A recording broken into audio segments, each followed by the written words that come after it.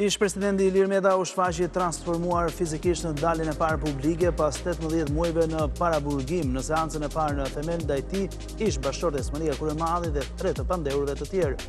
Gjyqtarja Etleva Deta rrëzoi kërkesën që seancat gjyqësore të transmetohen live nga mediat, një vendim që nga mbrojtja u vlerësua në shkelje të kushtëtës. Seanca e parë u shtyp për shkak të mungesës së ish vjerrës të Metës, Fatime Kuremali.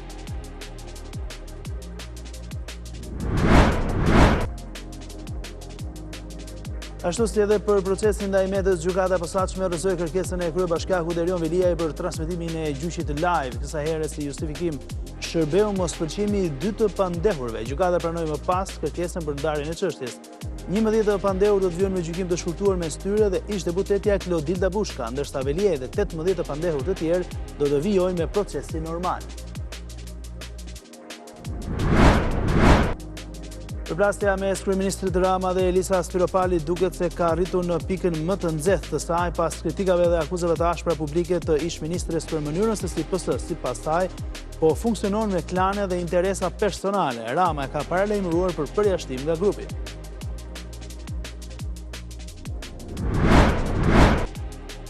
Disfata e the dhe 11 majt solli një sër dorëheqjes në degët e PD-s, situatë që po i shfaq efekte tashmë që demokratët janë përfshirë në zgjedhjet e brendshme. Në fjerë me disa të ikur e disa të mbetur që vetë PD e pranon se nuk po punojnë, Sali Berisha dhe Flamur Noka detyrohen të shpërndajnë strukturat aktuale drejtuese duke ngritur një grup pune për të ringritur fillimisht degën e fjerit e mëtej për të organizuar zgjedhjet brenda saj.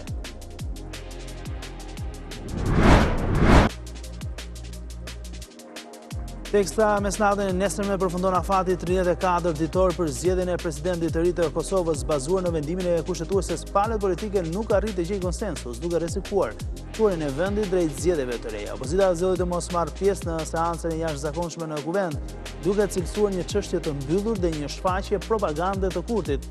Kreu i LVV-s akuzoi PDK-n dhe LDK-n si përgjegjëse për krizën e krijuar, duke thënë se në vend të propozimit të emrave kandidat për president kanë zgjedhur të heshtin.